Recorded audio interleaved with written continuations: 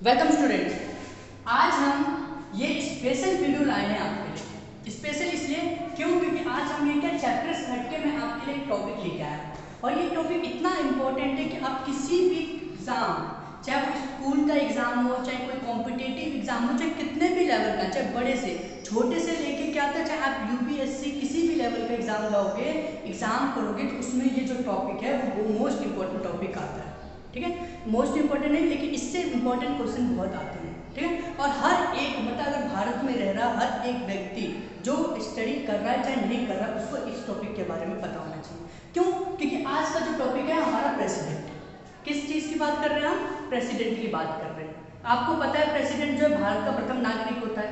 आपको पता होगा ना, प्रथम नागरिक भारत का कौन होगा? तो प्रेसिडेंट होगा। और जो भारत का प्रथम नागरिक प्रेसिडेंट होगा उसके बारे में हमें नॉलेज, हमें पूरी जानकारी होनी ही चाहिए। ठीक है, तो ये स्पेशल मैंने आपको क्यों बोला? क्योंकि स्पेशल वीडियो क्यों?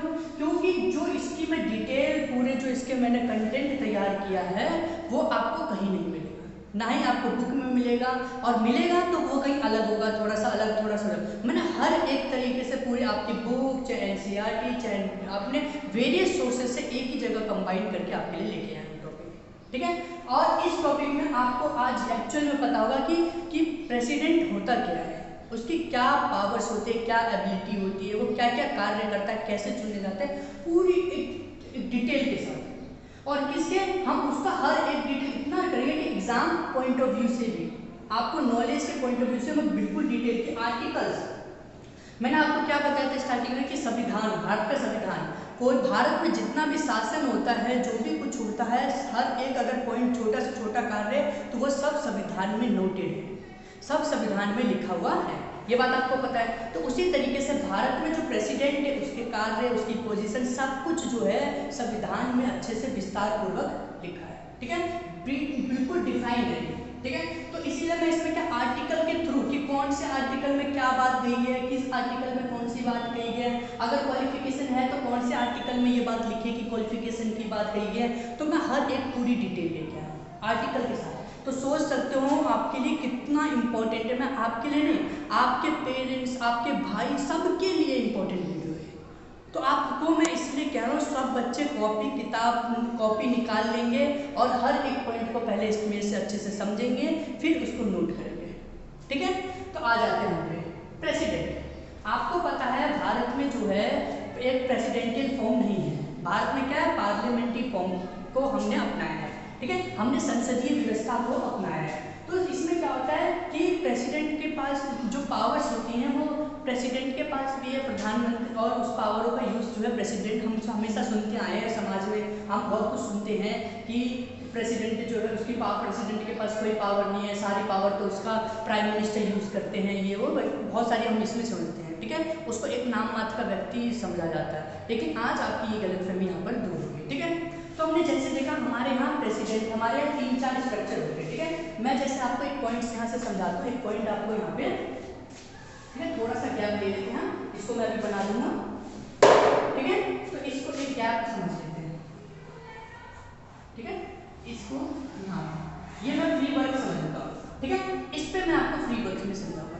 जैसे आपको पता है हमारा क्या संविधान, कॉन्स्टिट्यूशन। ठीक है, तो कॉन्स्टिट्यूशन हम संविधान देखते हैं तो संविधान में क्या बात की गई है, संविधान क्या है, हम सबसे संविधान को अगर हिंदी में समझते हैं तो संविधान क्या है? संविधान एक ऐसा लिखित दस्तावेज है जिसके माध्यम से किसी भी देश के शासन को नियमित रूप से चलाया जाता है, हमें ये बात पता है। उसी तरीके से जो कॉन्स्टिट्यूशन है उसने अपनी पावर को कुछ कुछ जगहों पे डिवाइड किया गया। ठीक है, तो हम देखते हैं हमारे को 3 संरचना देखने को मिलती है, हमें 3 पिलर देखने को मिलता है। ठीक है, ये मैंने आपको वही बता रहा हूँ जो मैंने आपको पिछली 7th में भी पढ़ा है, 8th में भी पढ़ा है, हर क्लास में पढ़ा है, और 9th में भी पढ़ा है, 10th में भी पढ़ा है। ठीक है, हम हर क्लास में इसे पढ़ते हैं। ठीक है, तो इसमें क्या है, एक हम देखते हैं लेजिस्लेटिव पावर, एक क्या देखते हैं, लेजिस्लेटिव पावर देखते हैं, एक हम देखते हैं एग्जीक्यूटिव पावर, एक हम देखते हैं जुडिशियल पावर।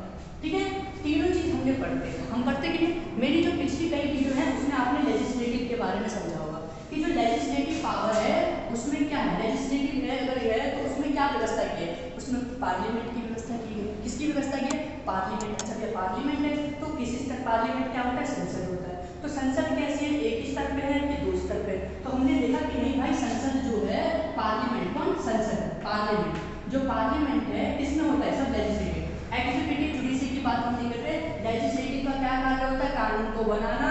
एग्जीक्यूटिव का कार्य होता है कानून को लागू करवाना। और जुडिशरी का काम होता है कोई भी कानून इनका बनता है इनके दोनों पे नियंत्रण तथा उन जो भी नियम और कानून बनते हैं वो संविधान के बिल्कुल एक्यूरेट है कि नहीं और उसका कोई विरोध तो नहीं हो रहा है, उसका ये सबको ध्यान रखता है। तो हम आ जाते हैं लेजिस्लेटिव पे। तो लेजिस्लेटिव में किसकी व्यवस्था की गई है? पार्लियामेंट की व्यवस्था की, अच्छा संसद की व्यवस्था। और जो पार्लियामेंट है वो दो स्तर पे देखने को मिलता है, संसद में दो स्तर पे देखने को मिलता है। कैसे? हम एक जो पार्लियामेंट है, पार्लियामेंट के अंदर क्या है? पार्लियामेंट के अंदर है लेजिस्लेटिव। अब एक क्या करता है, हम देखते हैं जो पार्लियामेंट जो संसद है हम दो स्तर पे देखते हैं। एक क्या है? फेडरल लेजिस्लेटिव, एक हम देखते हैं फेडरल लेजिस्लेटिव और एक हम देखते हैं स्टेट लेजिस्लेटिव। ठीक है, स्टेट लेजिस्लेटिव देखते हैं। तो ये दोनों क्या होता है? फेडरल लेजिस्लेटिव जो होता है वो पूरे देश के लिए कानून का निर्माण करता है और स्टेट लेजिस्लेटिव है जो अपने अपने राज्यों में कानून का निर्माण करते हैं। ठीक है, तो ये सब हमने बात करी थी किसकी? लेजिस्लेटिव की। अब जो ये टॉपिक है, ये जो टॉपिक है वो किसकी बात कर रहा है? एग्जीक्यूटिव की कर रहे हैं। ठीक है, एग्जीक्यूटिव कौन होता है? कार्यपालिका जिसे हिंदी में कहते हैं। इसका जो प्रथम मेन जो हेड होता है कौन होता है? ठीक है, वो होता है राष्ट्रपति। क्यों? क्योंकि आपने शुरू से ही सुना होगा कि कोई भी कानून, हर क्लास में पढ़ा हुआ, कोई भी कानून अगर बनता है उस पे अंतिम में हस्ताक्षर, उसका ये सिग्नेचर किसके होते हैं? तो प्रेसिडेंट के होते हैं। और एग्जीक्यूटिव का कार्य क्या है? कोई भी कानून जो बनता है लेजिस्लेटिव के थ्रू वह क्या करता है? वह क्या करता है? एग्जीक्यूटिव का जो हमने क्या देखते हैं वो एग्जीक्यूटिव उस कानून को लागू करता है। और सेकंड एग्जीक्यूटिव में कौन होता है? तो प्रेसिडेंट होता है। तो ये सिंपल सा मेरा आपको यहाँ पे समझाने का मेथड था। ठीक है, इस वाले टॉपिक को मैं पहले पिछली क्लासेस में समझा चुका हूँ। अगर होगा तो मैं आपको एक और बार बताया लेजिस्लेटिव की पूरा स्ट्रक्चर कि लेजिस्लेटिव असेंबली क्या होती है, फेडरल लेजिस्लेटर क्या होता है, इसके अंदर कौन से पार्ट्स होते हैं। फेडरल लेजिस्लेटर में भी राष्ट्रपति होता है, तीसरा अंग माना जाता है उससे फेडरल लेजिस्लेटर का, पूरा अच्छे से डिफाइन करूंगा मैं। फिर उसका स्टेट लेजिस्लेचर क्या होता है, स्टेट लेजिस्लेचर में भी गवर्नर होता है, तो उसका लेजिस्लेटिव असेंबली होती है, लेजिस्लेटिव काउंसिल होती है, वो कैसे रूल बनते हैं, कितने मेंबर्स होते हैं, वो पूरा मैं अच्छे से मैंने एक बार इसमें स्ट्रक्चर बनाया है, मैं आपको फिर से बना के बता दूंगा। ठीक है बाद में, लेकिन अभी हमारा टॉपिक है तो मैंने आप मेन मुद्दा था कि आपको एग्जीक्यूटिव समझाना। ठीक है, इसकी जरूरत हमें बाद में पड़ेगी, हम बाद में इसको अच्छे से डिफाइन करेंगे। ठीक है, तो आज हमने क्या देखा? हमने प्रेसिडेंट की बात की। तो प्रेसिडेंट जो होता है तो हमने देखा भारत का प्रथम नागरिक होता है तथा सारी शक्तियां जो होती है कार्यपालिका की जितनी भी एग्जीक्यूटिव की जितनी भी पावर होती है सब जो है प्रेसिडेंट में ही वास्टेड होती है। ठीक है, ये हम चीजें पढ़ते हैं शुरू से, ये चीजें तो हमें शुरू से पढ़ाई जाती है। ठीक है, तो उसी को आगे हम यहाँ डिसाइड करेंगे, मतलब अच्छे से पढ़ेंगे। तो सबसे पहले इसकी हम शुरुआत कहाँ से करते हैं कि भाई संविधान में बोला गया है क्या प्रेसिडेंट होगा कि नहीं होगा। जैसे हम कोई बच्चे ऐसे होते हैं, छोटे बच्चे जो बोलते हैं कि भाई प्रेसिडेंट हम नहीं मान रहे कि मॉनिटर कौन है, हमें तो मॉनिटर का नहीं पता क्लास में मॉनिटर कौन है। वही चीज़ हम क्या करते हैं, अगर कोई बोला है, कोई भी अधिकारी या पुलिस बोलते कि हम भाई प्रेसिडेंट क्या है, ऐसी तो कोई बात नहीं कही गई प्रेसिडेंट की, तो वो क्या करेगा? संविधान उठाएगा, संविधान के आर्टिकल में देखेगा कि भाई देखो आर्टिकल 52 में ये कहा गया है कि भारत का एक प्रधान राष्ट्रपति होगा, भारत का एक राष्ट्रपति होगा। कौन है? आर्टिकल 52। इसमें आर्टिकल 52 मोस्ट इंपॉर्टेंट ध्यान, आर्टिकल का ध्यान रखना आपको। आर्टिकल 52 में बात कही गई है कि प्रेसिडेंट ऑफ इंडिया क्या, कि एक वन प्रेसिडेंट ऑफ इंडिया होगा, भारत का एक राष्ट्रपति होगा। आया समझ में इतना? फिर उसी के आगे अच्छा ठीक है राष्ट्रपति होगा, अब उसका क्या अच्छा होगा तो किस लिए होगा? राष्ट्रपति किस लिए होगा? तो देखो आर्टिकल 53 क्या बोलता है, आर्टिकल 53 क्या बोलता है, आर्टिकल भी मैंने बोला कि एग्जाम पॉइंट ऑफ व्यू से बहुत इंपॉर्टेंट है। आर्टिकल 52 में बोला गया है द एग्जीक्यूटिव, ठीक है, द एग्जीक्यूटिव, मैंने आपको स्ट्रक्चर समझा दिया, इसीलिए मैंने पहले ही समझा दिया ताकि आपको कोई दिक्कत ना हो कि जितने भी जो हमने बीच का स्तंभ देखा था कार्यपालिका कि जो द एग्जीक्यूटिव पावर, जितने भी एग्जीक्यूटिव पावर होगी यूनियन के किस लेवल पे, यूनियन लेवल पे, राज्य लेवल पे नहीं बोल रहे, स्टेट लेवल पे नहीं बोल रहे, किस लेवल पे बोल रहा है कि यूनियन में आप क्या power of the union will be wasted in the president. किससे? मतलब कार्यपालिका की जितनी भी शक्ति होगी वो सब किसमें निहित होगी, किसमें वास्टेड होगी? प्रेसिडेंट होगी। मतलब जो भी कार्य होगा कौन करेगा? प्रेसिडेंट करेगा या इसके नाम से करे जाएंगे। ठीक है, ये हम यहाँ पे समझते हैं। और इसमें एक और बात बोली गई कि ये एक सुप्रीम कमांडर होगा। कौन? प्रेसिडेंट सुप्रीम कमांडर होगा किसका? तीनों आर्मीज का। किसका? तीनों आर्मीज का। आर्मी कौन हो गया? हम क्या पढ़ते हैं, देखो एक आर्मी कौन कौन से हो गए, एक हो गया एयर फोर्स हो गया, ठीक है, एयर फोर्स हो गया, नेवी हो गया, और क्या आर्मी हो गया। तीनों चीज पढ़ते हैं ना हम हिंदी में, हम कहते हैं जो एयर फोर्स जो हवा में जो लड़ाई करते हैं, पानी के लिए नेवी हो गया, और स्थल के लिए क्या हो गया, आर्मी हो गया। तो तीनों जो क्षेत्र के तीनों जो आर्मीज है ये, ठीक है, तीनों आर्मीज का जो मेन हेड होगा, वो कौन होगा, सुप्रीम कमांडर कौन होगा, तो प्रेसिडेंट ही होगा, ठीक है। कभी भी किसी से हमें युद्ध करना है या किसी से युद्ध समाप्त करना है तो किसके हुक्म से होता है, प्रेसिडेंट के हुक्म से होता है। आपको इतना समझ आया अपना टॉपिक में अच्छे से होता है, आर्टिकल 52 में क्या काम होगा इसका, तथा आर्टिकल 52 में क्या है, और 53 में क्या काम होगा, 52 में प्रेसिडेंट होगा। ये चीज हमने अच्छे से डिसाइड किया और अच्छे से डिफाइन किया इसको। अब ध्यान दो बच्चों यहाँ पे कि आर्टिकल 58 क्या है।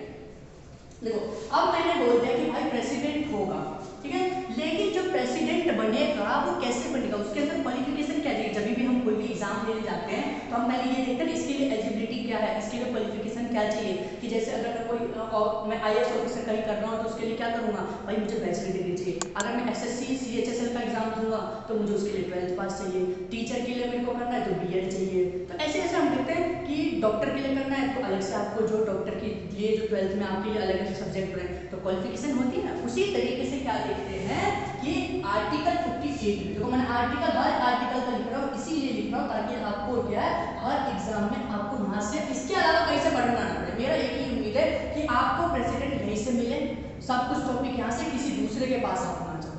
जितना मैं पढ़ाऊंगा उतना ही लिमिटेड है, इससे बाहर का किसी एग्जाम में नहीं आएगा, ठीक है। यहाँ ध्यान रखना आपको। आर्टिकल 58 क्या करना है हमें, आर्टिकल 58 में क्या बात कही है कि क्वालिफिकेशन, क्या बात की है कि भाई हमें प्रेसिडेंट बनने के लिए क्या क्या क्वालिफिकेशन चाहिए, ठीक है। तो सबसे पहले क्वालिफिकेशन में क्या चाहिए, be are citizen of India. मैं यहाँ पे आपको एक बहुत बड़ा पॉइंट बताने चाहूंगा, ठीक है, ध्यान रखना। Be are citizen of India, ठीक है, हम क्या भारत का वो नागरिक होना चाहिए। जो भी प्रेसिडेंट के लिए रहेगा वो क्या होगा, भारत का नागरिक होना चाहिए।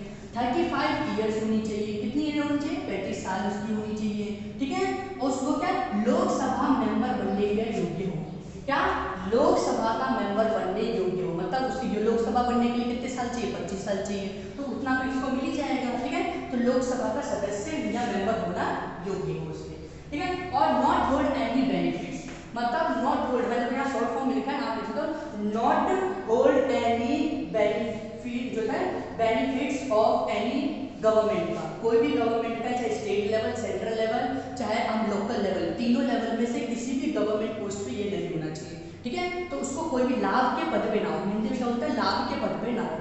लाभ का पद क्या होता है, लाभ का पद सुप्रीम कोर्ट इसके लिए पूरे अच्छे से संविधान में डिफाइन नहीं था, लेकिन सुप्रीम कोर्ट ने ये बात बताई है, इसके अच्छे से डिफाइन किया है कि लाभ का पद वह पद होता है जब हम किसी भी सरकार के किसी भी कार्य के लिए उसको पेंशन या वेतन या मतलब उसको कुछ भी मिलता है, चाहे हाउस रेंट अलाउंस मिलता है, बहुत सारी जो सुविधाएं होते हैं वो कोई भी सुविधा उसे ना मिल जाए। अगर जैसे अगर मैं गवर्नमेंट जॉब पे हूँ और मुझे यहाँ से प्रेसिडेंट के लिए चुनाव लड़ना है तो मुझे वो गवर्नमेंट पोस्ट छोड़नी पड़ेगी, ठीक है।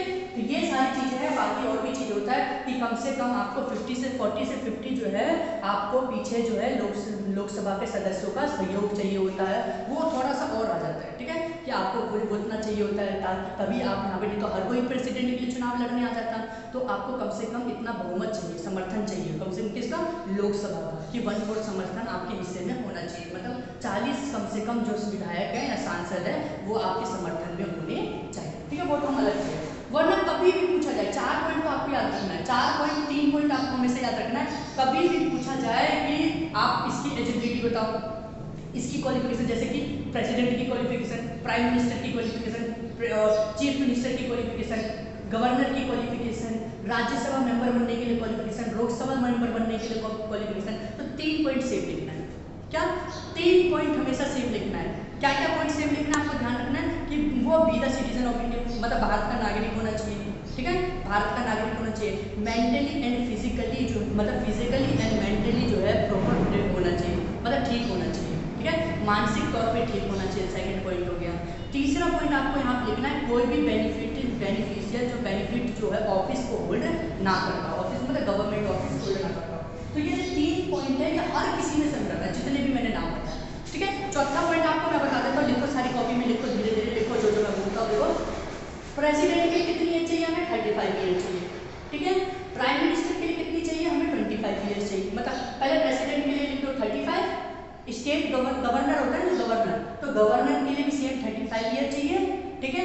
राज्यसभा अगर के मेंबर आपको बनना है, राज्यसभा का अगर आपको मेंबर बनना है तो आपको 30 साल चाहिए, लोकसभा मेंबर के लिए 25 साल चाहिए, प्राइम मिनिस्टर के लिए 25 साल चाहिए और चीफ मिनिस्टर के लिए 25 साल चाहिए आपको, ठीक है। और लोकसभा मेंबर बनने के लिए भी 25 साल चाहिए। तो ये जो एक्स्ट्रा जो चौथा पॉइंट है ना क्वालिफिकेशन का, इसको आप नोट कर लीजिए, ठीक है, जिससे आपको कोई प्रॉब्लम यहाँ पर ना हो। और हर किसी कभी भी क्वालिफिकेशन पूछा जाए तो ये 4 पॉइंट आपको तो डाल ही देना है, हमेशा आंसर सही होगा, ठीक है।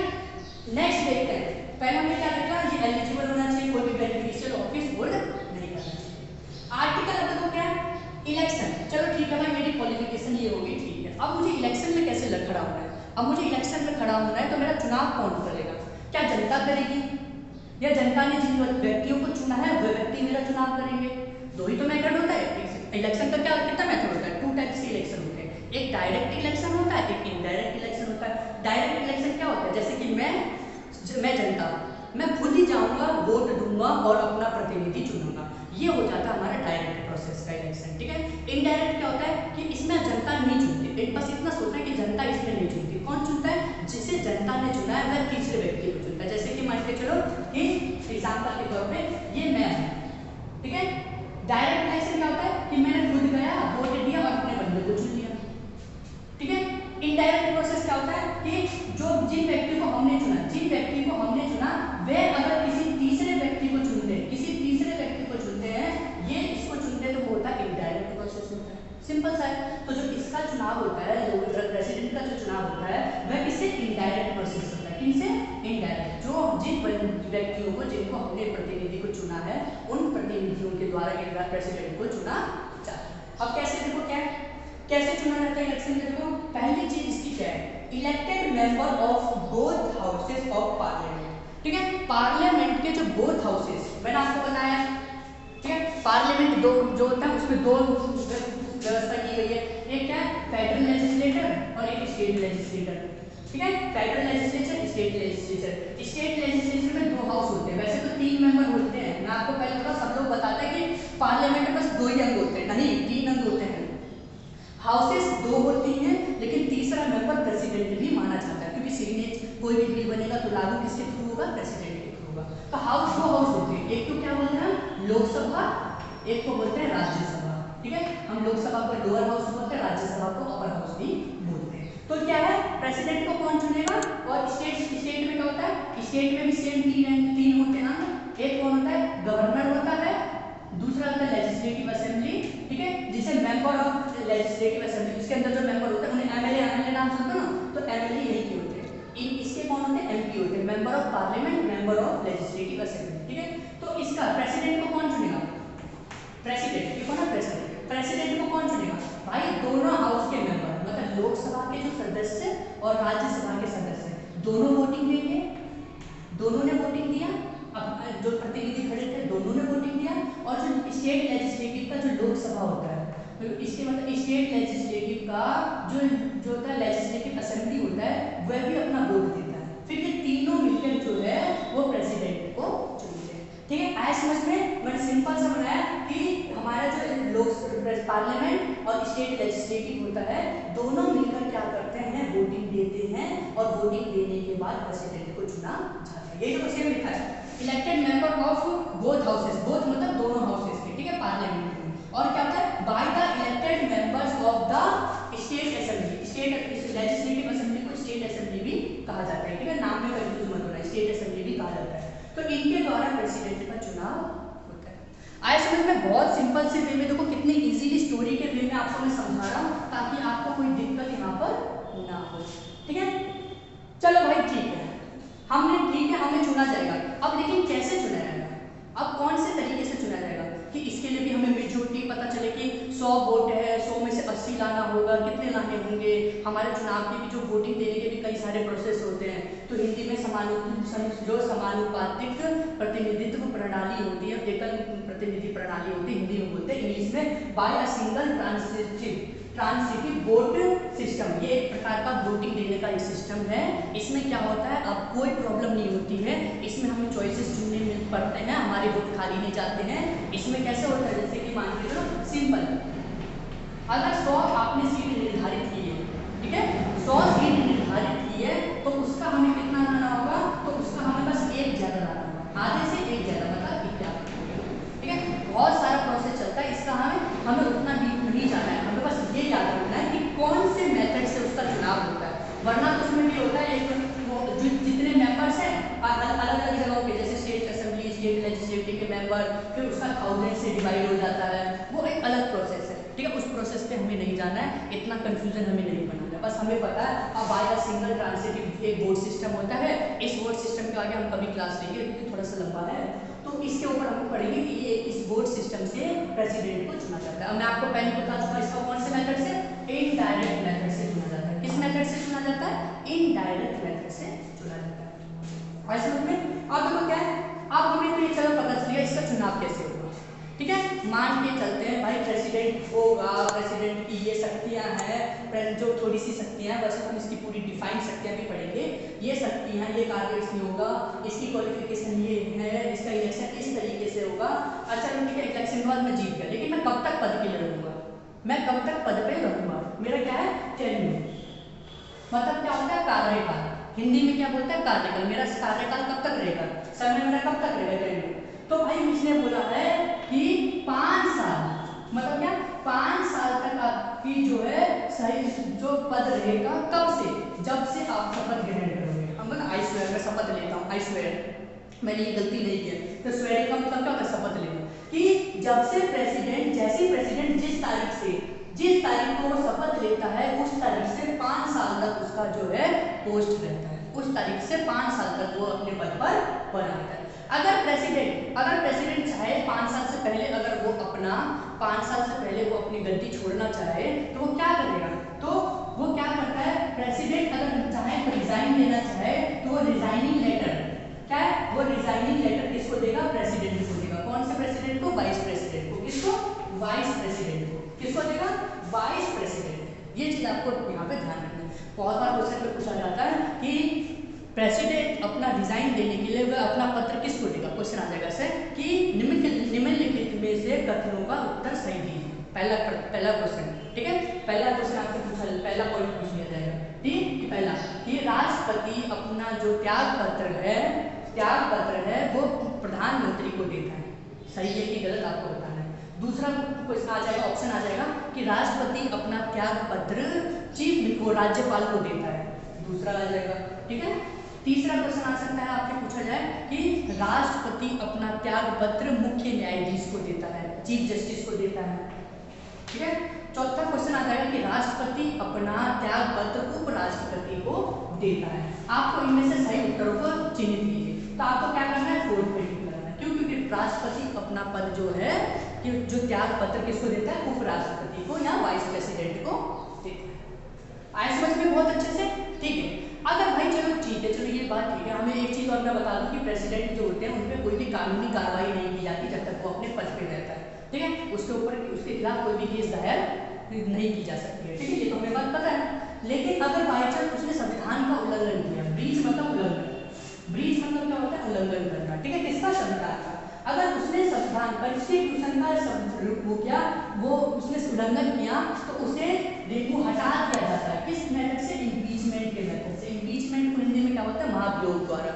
इम्पीचमेंट क्या होता है, इम्पीचमेंट ये होता है कि हमने जो पढ़ा था ना अभी टॉपिक हमने पढ़ा कि महाभियोग, इम्पीचमेंट क्या होता है, ठीक, ये हमने फेडरल लेजिस्लेचर पढ़ा, इसके 3 अंग हमने पढ़े, राज्यसभा, लोकसभा और प्रेसिडेंट, ठीक है। तो इसमें क्या होता है, लोकसभा में एक बिल पास होगा, उस बिल में ये बिल पास होगा कि हम राष्ट्रपति के खिलाफ या प्रेसिडेंट के खिलाफ महाभियोग, इम्पीचमेंट लागू करना चाहते हैं। तो क्या करना पड़ेगा, लोकसभा से ये बिल जाएगा पास होकर राज्यसभा में, और इससे पहले इंफॉर्मेशन दे दिया जाता है। आपको पूछा क्वेश्चन आ जाएगा कि जब भी अगर राष्ट्रपति के खिलाफ या प्रेसिडेंट के खिलाफ इम्पीचमेंट दिया जाता है, तो कितने दिन पहले जो है प्रेसिडेंट को ये इत्तला दी जाती है, तो 14 डेज पहले। कितने दिन पहले, 14 दिन पहले, ये बात आपको याद रखना है कि 14 दिन पहले जो है प्रेसिडेंट को इसकी इंफॉर्मेशन दे दी जाती है। ठीक है, तो ये चीज हमें पता चला। जब लोकसभा से बिल हो जाएगा राज्यसभा में जाएगा तो राज्यसभा में क्या है,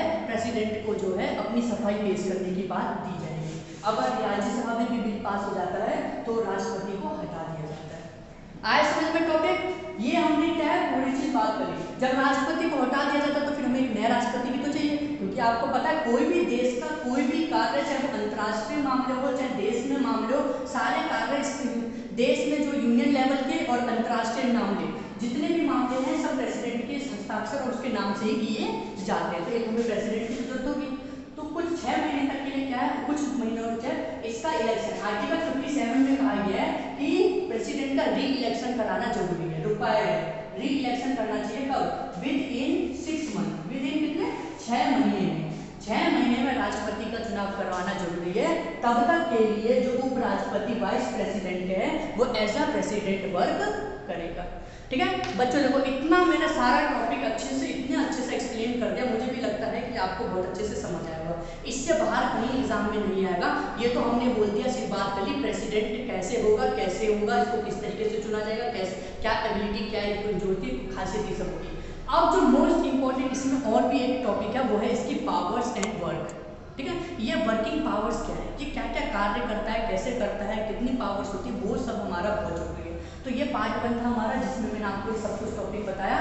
इसी के बाद पार्ट 2 भी आएगा, जिसमें क्या बात करने जा रहे हैं, जिसमें हम प्रेसिडेंट के जो है सारे वर्क को डिफाइन करेंगे। ठीक है, उसमें मैं आपको बताऊंगा कि नहीं राष्ट्रपति इतना वो नहीं है, इतना उसके पास पावर है, उसके पास कई प्रकार के, हम सब बच्चे बोलते हैं कि सर उसको तो एक ही प्रकार की वीटो पावर है, जिसमें से वो क्या करता है कि बिल को जो है राज्यसभा लोकसभा में पुनर्विचार के लिए दोबारा भेज देता है। नहीं, ऐसा बिल्कुल नहीं है। उसके पास 3 प्रकार की पावर है, हम सब पढ़ेंगे कि एब्सोल्यूट पावर क्या होता है, ठीक है, पॉकेट वीटो पावर क्या होता है, निलंबनकारी जो हमने भी मैंने आपको बताया, ये सब पावर क्या होता है। तो बहुत सारी पावर होगी, कौन से इंपॉर्टेंट पॉइंट्स होते हैं, इमरजेंसी पावर क्या होती है, कितने प्रकार की होती है, तो उनका जो मोस्ट इंपॉर्टेंट पार्ट 2 है वो भी आएगा। तब तक आप इसे नोट कर लीजिए, बहुत अच्छे से पढ़ लीजिए। उसके बाद मैं आपको इसका पार्ट 2 भी आपको सेंड हम बनाएंगे। ठीक है, सारे बच्चे जल्दी से नोट कर लो, और नोट करने के बाद इसको अच्छे से रिवीजन कर लेना। इसका पार्ट 2 भी आपको देखना बहुत जरूरी है।